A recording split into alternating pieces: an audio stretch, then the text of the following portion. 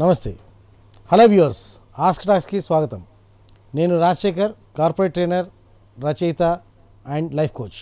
ఈరోజు మన ask టాక్స్లో topic జీవితంలో మార్పు, అభివృద్ధి. ప్రతి వాళ్ళు కోరుకునేది అభివృద్ధినే, కోరుకునేది జీవితంలో పైకి రావాలనుకునేది అభివృద్ధినే. అయితే ఇక్కడ మనం గమనించాల్సిన విషయం ఏంటంటే ప్రతి అభివృద్ధి మార్పే, కానీ ప్రతి మార్పు అభివృద్ధి కాదు. ఈ విషయంలో చిన్న కన్ఫ్యూజన్ ఉంటుంది ఎవరికైనా సరే. మారుతున్నాం కాబట్టి అభివృద్ధి చెందుతున్నాం అనేది ఒక ఉద్దేశం ఉంటుంది, కానీ ప్రతి మార్పు కూడా అభివృద్ధి దిశగా వెళ్ళచ్చు, లేదా పురోగమనం కావచ్చు, తిరోగమనం కావచ్చు, ఏదైనా కావచ్చు. రెండింటిని కూడా మనం మార్పనే అంటూ ఉంటాం. సో మనం గమనించి చూసుకోవాల్సింది మన అభివృద్ధి ఎటు సైడ్గా వెళ్తుంది, లేదా మన మార్పు ఎటు సైడ్గా వెళ్తుందనే చూసుకోవాలి. ఇది మనం గమనించాలి అంటే మనలో మనం కానీ ఎదుటి వాళ్ళలో కానీ ఒక చిన్న బేసిక్ ఫార్ములా చెప్తాను మీకు. ఆ ఫార్ములా కనుక మీరు కరెక్ట్గా క్యాచ్ చేయగలిగితే మనకి మనం ఎదుటి వాళ్ళు అర్థమవుతూ ఉంటారు. ఒక పని నువ్వు ఎలా చేస్తే జీవితంలో అన్ని పనులు నువ్వు అలాగే చేస్తావు. ఎందుకనంటే ఇప్పుడు ఫర్ ఎగ్జాంపుల్ ఒక వేప చెట్టు ఉందంటే చిటారుకోమన్న చిగురుటాకు దగ్గర నుంచి మూల వేరు దాకా దానిలో చేదు అనేది ఉంటుంది. ఆ చేదు తత్వం, ఎందుకంటే దాని యొక్క తత్వం అది. ఆ తత్వం ఉండటం వల్ల ఆ తత్వం అనే దాన్ని మనం ఎప్పటికీ వదులుకోదు. ఎట్టి పరిస్థితులైనా అంటే చిన్న ముక్కగా వేప పుల్లని కట్ చేసి తీసుకొచ్చినా, వేప ఆకుని కట్ చేసి తీసుకొచ్చినా, కాండం కట్ చేసి తీసుకొచ్చినా, వేరుని కట్ చేసి తీసుకొచ్చినా, ఏం చేసినా కానీ దానిలో చేతన అనేది ఉంటుంది, ఆ తత్వం అనేది ఉంటుంది. అలాగే ఒక పని మనం చేసేటప్పుడు ఆ పని నువ్వు ఏ విధంగా అయితే చేస్తున్నామో అందులో మన తత్వం బయటపడుతుంది, మన యాటిట్యూడ్ బయటపడుతుంది, మన యొక్క బిహేవియర్ బయటపడుతుంది. సో ఆ పని నువ్వు ఎలా చేసావో జీవితంలో అన్ని పనులు అలాగే చేస్తావు. ఇది బాగా తెలిసినటువంటి సైకాలజిస్టులు కానీ, పూర్వం సైకాలజిస్టులాగా అక్కర్లే, పూర్వం మన యొక్క పెద్దలు, ముసలివాళ్ళు, వృద్ధులు, ఆడవాళ్ళైనా సరే మగవాళ్ళైనా సరే, ఒక కుర్రవాడిని చూసి వాడికి ఒక చిన్న పని వాడు చేసే ప్రయత్నంలో వాడి యొక్క నేచర్ తెలిసిపోయేది, వాడిని అంచనా ఈజీగా వేసేయగలిగేవాళ్ళు. ఒక చిన్న the way you do something is the way you do everything. ఒక పని నువ్వు ఎలా చేస్తావో జీవితంలో అన్ని పనులు నువ్వు అలాగే చేస్తావు. సో వాడి యొక్క నేచర్ బిహేవియర్ అర్థం కావాలన్నా, లేదా మన గురించి మనకు అర్థం కావాలన్నా, మనం ఒక పని ఎలా చేస్తున్నాం జాగ్రత్తగా గమనించి చూస్తే మనం అన్ని పనులు అలాగే చేస్తున్నాం. ఫర్ సపోజ్ కొంతమంది బయట నుంచి వస్తారు, చెప్పులు అలా వదిలేస్తారు. ఆ చెప్పులు ఎక్కడ దానికి చెప్పులకు ఒక ప్లేస్ ఉంటుంది. ఆ చెప్పులు ప్లేస్లో వదులుతున్నాడా, పక్కనే జాగ్రత్తగా వదులుతున్నాడా, అలా ఇక్కడి నుంచి ఈడ్చి ఇసిరి కొడుతున్నాడా, లేదా ఎక్కడ వదులుతున్నాడో తెలియకుండా ఉంటుందా? ఇది వాడి జీవితం పట్ల వాడి దృక్పథాన్ని, వాడి యొక్క యాటిట్యూడ్ని మనకి స్పష్టంగా తెలియజేస్తుంది. అలాగే ఇదివరకు పూర్వకాలంలో ఒక ఇంటికి వచ్చిన గెస్టు ఇంట్లోకి రాగానే, వసారాలోకి రాగానే ఆయనకు చెంబుతో నీళ్ళు ఇచ్చేవాడు కాళ్ళు కడుక్కోమని. ఆయన చెంబుతో కాళ్ళు కడుక్కుని లోపలికి వచ్చేసే లోపు ఈ వ్యక్తిని ఎంతకాలం మనం భరించాలి, ఎన్ని రోజులు ఈయన్ని గెస్ట్గా ఎంటర్టైన్ చేయొచ్చని ఓ నిర్ణయానికి వచ్చేవాడు గృహస్థు. లేదా ఓ కొత్త కోడలు రాగానే ఆ కొత్త కోడలని చెంబుతో కాళ్ళు కడుక్కోమని, ఆ కాళ్ళు కొడుక్కునే లోపే అత్తగారు డిసైడ్ అయిపోయింది ఈ కోడలికి ఏ సెక్షన్ ఇవ్వాలని. ఫర్ సపోజ్ ఒక ఆవిడికి చెంబుతో నీళ్ళు ఇవ్వగానే ఒక అమ్మాయి ఆ చెంబుతో నీళ్ళు మొత్తం కరెక్ట్గా ఆవిడ కాళ్ళకి, 2 కాళ్ళకి సరిపడేలా సరిపెట్టింది. Condition number 1. సిచ్యుయేషన్ నెంబర్ 2, ఇంకొక ఆవిడికి అదే చెంబుతో నీళ్ళు ఇవ్వగా ఆ చెంబుతో ఒక కాలు కడుక్కుని ఇంకో 2 చెంబులు పక్కన బకెట్లోంచి ముంచుకుని మొత్తం 3-4 చెంబులు తీసుకొని వస్తుంది. అయినా సరే సగం కాలు వెనకో ముందో పక్కన ఎక్కడో తడవకుండానే ఉంది. 3వ కండిషన్లో ఒక అమ్మాయి ఒకే చెంబు నీళ్ళు తీసుకుని జాగ్రత్తగా 2 కాళ్ళు తడిచేలా శుభ్రంగా కడుక్కుని లోపలికి వస్తుంది. సో ఇక్కడ ఆవిడ తెలియదాకర్లే. ఈ 3 ఎగ్జాంపుల్ చూసిన మనకే అర్థమైపోతుంది ఏం జరుగుతుంది ఇక్కడ అనేది. మొదట ఆవిడ ఆ ఒక చెంబుతో సరిగ్గా సరిపెట్టింది. అంటే ఏంటి, తనకున్న రిసోర్సెస్, తనకున్న వనరుల్ని తను సరిగ్గా తన అవసరాలకు సరిపడా సరిపెట్టగలుగుతుంది. ఇది తన యొక్క ఒక క్యారెక్టర్. ఒక క్యారెక్టర్ సరిగ్గా సరిపెట్టగలగడం అనేది ఒక క్యారెక్టరు. ఒక క్యారెక్టర్ ఏంటంటే ఎన్ని రిసోర్సెస్ వచ్చినా, ఎన్ని వనరులు ఇచ్చినా, ఎంత సప్లై చేసినా పూర్తిగా వాడుకోలేక మిస్యూజ్ చేస్తూ ఉండడం అనేది ఇంకో క్యారెక్టర్. 3వ క్యారెక్టర్ ఏమిట్రా అంటే దాన్ని ఉన్న రిసోర్సెస్ని వాడుకోవడమే కాకుండా రిసోర్స్ని కొంత మిగల్చగలిగారు. ఇలా 3 క్యారెక్టర్స్ని చూసి, ఈ 3 రకాల క్యారెక్టర్స్లో చూసిన తర్వాత ఈ కోడలు లోపలికి వచ్చిన తర్వాత అత్తగారు ఎవరికి ఏది ఇవ్వచ్చు? ఒకవేళ ఈ అమ్మాయి ఎవరైతే మిగులుస్తుందో ఆ మిగిల్చే వ్యక్తికి ఏది ఇవ్వాలండి? ఫైనాన్షియల్ మ్యాటర్స్ ఇవ్వాలి. ఫైనాన్షియల్ మ్యాటర్స్ ఎందుకు ఇవ్వాలి అంటే ఆ అమ్మాయి తనకున్న రిసోర్సెస్లో ఆ ఫైనాన్స్ డబ్బును మిగులుస్తుంది, అవసరాలు తీర్చగా తన డబ్బును మిగులుతుంది. ఎందుకంటే తనలో ఆ నేచర్ ఉంది, ఆ యాటిట్యూడ్ ఉంది. తనలో ఏది ఇచ్చినా అవసరాలు తీర్చి మళ్ళీ ఇంకొంచెం మిగిల్చగలిగే నేచర్ ఉంది. అదే రెండో అమ్మాయికి సరిపడా చేస్తుంది. ఈ సరిపడా చేసే వ్యక్తిని వంటగది ఇవ్వాలి. వంటగది ఇవ్వటం వల్ల ఏమవుతుంది, అందరికీ సరిపడా కడుపు నిండా భోజనం పెడుతుంది.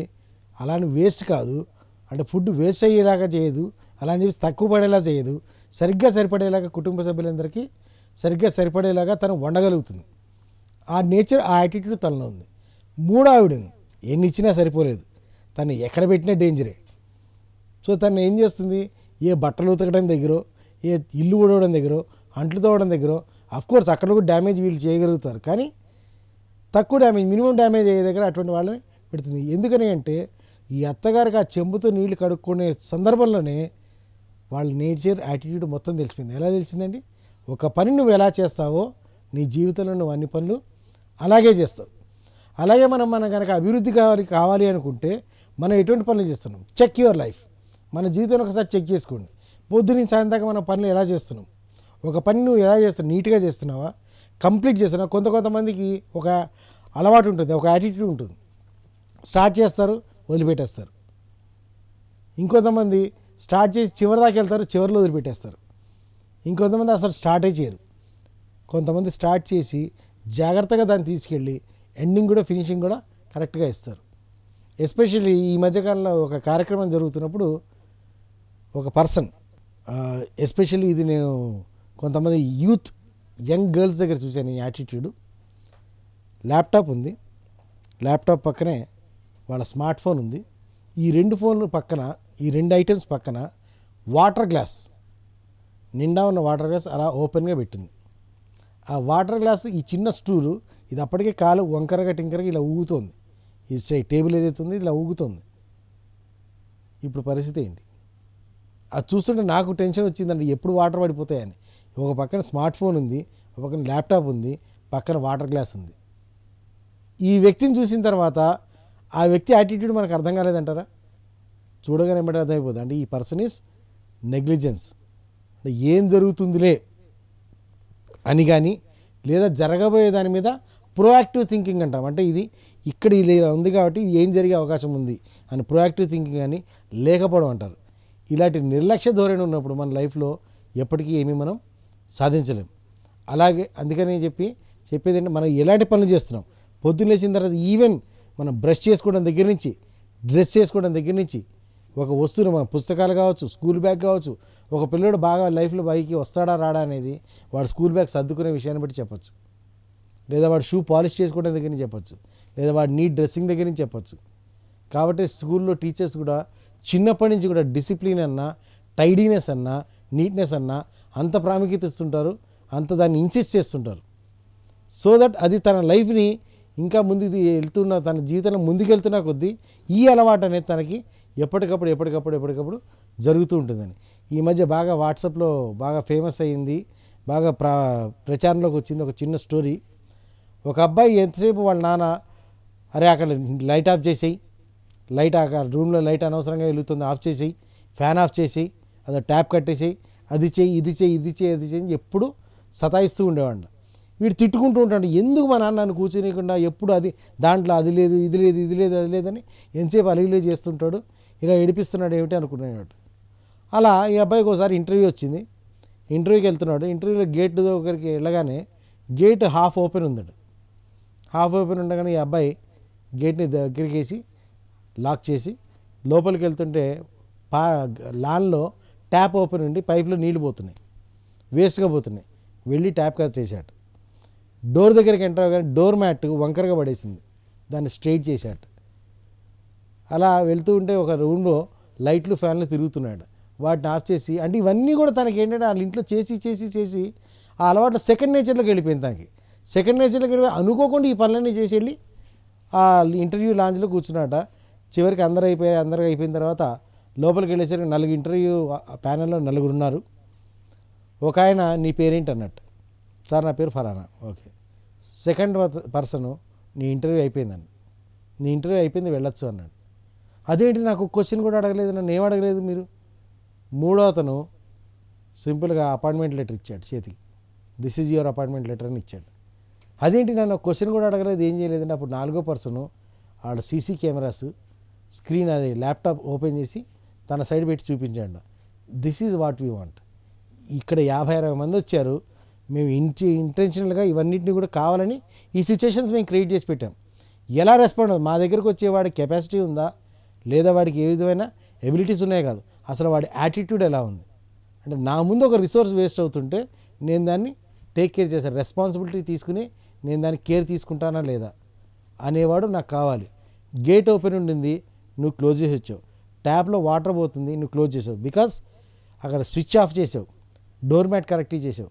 అంటే ఇవన్నీ కూడా నువ్వు సెట్ చేసుకుంటూ వచ్చావు. ఈ సెట్ చేసుకుంటూ రావడంలో అంటే ఏమవుతుందంటే నీ యాటిట్యూడ్ ఏదైనా సరే ఒక పద్ధతిగా ఒక సిస్టమేటిక్గా ఉండాలి. లేదా ఏ రిసోర్స్ వేస్ట్ కాకూడదు. రిసోర్స్ ఎవరిదని చూడలేదు, ఇది నీకు సంబంధం లేని ఆఫీస్ అయినా సరే రిసోర్స్ నీదా నాదా అని చూడలేదు. రిసోర్స్ వేస్ట్ కాకూడదని ఆరాటంతో నువ్వు ఇవన్నీ చేసి మాకు ఈ యాటిట్యూడ్ కావాలి అని చెప్పి డైరెక్ట్గా అపాయింట్మెంట్ లెటర్ ఇవ్వడం జరిగిందట. So true. ఇది చాలా కరెక్ట్ అయిన విధానం. అలాగే మన ఇన్ఫోసిస్ నారాయణమూర్తి గారు చెప్పుకునే స్టోరీ ఏంటంటే, ఆయన హై లెవెల్ ఎగ్జిక్యూటివ్స్ని ఎవరైనా ఇంటర్వ్యూ చేయాలనుకుంటే, అపాయింట్ చేయాలనుకుంటే, అనుకుంటున్న 7-8 మంది అందరినీ కూడా పిలుస్తారట లంచ్కి. ఆ లంచ్లో సూప్ సప్లై చేస్తారట. ఆ సూప్ వాళ్ళు తాగేసేలోపు ఈయన డెసిషన్ తీసుకుని లేచి వెళ్ళిపోతాడు. యూ కంటిన్యూ యువర్ లంచ్ అని చెప్పి ఆయన వెళ్ళిపోతారట. అదేమిటి అంటే సూప్ తాగటంలో ఆయనకి కావాల్సిన పర్సన్ సెలెక్ట్ అయిపోతాడు. జనరల్గా మనకు ఉండే అలవాటు ఏంటంటే సూప్ రాగానే పెప్పరు, వెనిగరు ఇవన్నీ వేసుకు ముందు టకటక కలిపేసి తాగుతుంటారు. ఏది ఎంత కావాలో తెలీదు.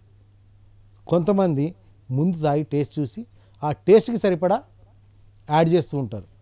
సో తనకు కావాల్సింది ఒక కంపెనీని ఆర్గనైజ్ చేసే లీడర్ కావాలంటే తన సిచ్యువేషన్ మొత్తాన్ని జాగ్రత్తగా మొత్తం సిచ్యువేషన్ని అవగాహన చేసుకుని దానికి ఎటువంటి స్టెప్స్ అవసరమో అటువంటి స్టెప్స్ తీసుకోగలిగే వ్యక్తి అయితేనే తన కంపెనీని సరిగ్గా నిలబెట్టగలుగుతాడు. నీ సూప్ తాగేటప్పుడు నువ్వు దాని యొక్క పరిస్థితి తీసుకోకుండా కావాల్సినవన్నీ యాక్షన్స్ అన్నీ తీసేసుకుని పెప్పర్ వేసేసావు, వెనిగర్ వేసేసావు, అన్నీ వేసేసావు, తర్వాత టేస్ట్ ఎట్టిపోతే అయ్యో అనుకుంటావు. అంటే ముందు యాక్షన్లోకి వెళ్ళి ఆలోచించే రకం అనమాట. కానీ తనకు కావాల్సింది ఆలోచించి యాక్షన్లోకి వెళ్ళే రకం. ఏంటి ఇక్కడ ఈ ఎన్ని ఎగ్జాంపుల్స్ కూడా మీరు క్లియర్గా చూస్తే ఒకటే సింబల్ జరుగుతోంది. ఒక పని నువ్వు ఎలా చేస్తే నీ జీవితంలో అన్ని పనులు అలాగే చేస్తావు. సో నీ జీవితంలో అభివృద్ధి కావాలనుకుంటే, మార్పు కావాలనుకుంటే చిన్న చిన్న పనుల దగ్గర నుంచి మొదలుపెట్టండి. ఓ సిస్టమేటిక్ పనులు మొదలుపెట్టండి. విషయాన్ని సిస్టమేటిక్ ఉంచడం మొదలుపెట్టండి. విషయాన్ని సేవ్ చేయడం మొదలుపెట్టండి. రిసోర్సెస్ని సేవ్ చేయడం మొదలుపెట్టండి, లేదా రిసోర్సెస్ని కాపాడటం మొదలుపెట్టండి. చిన్న అభివృద్ధి, చిన్న మార్పు, ఈ చిన్న మార్పే రేపొద్దున పెద్ద అభివృద్ధికి దోహదపడుతుంది. Thank you. All the best.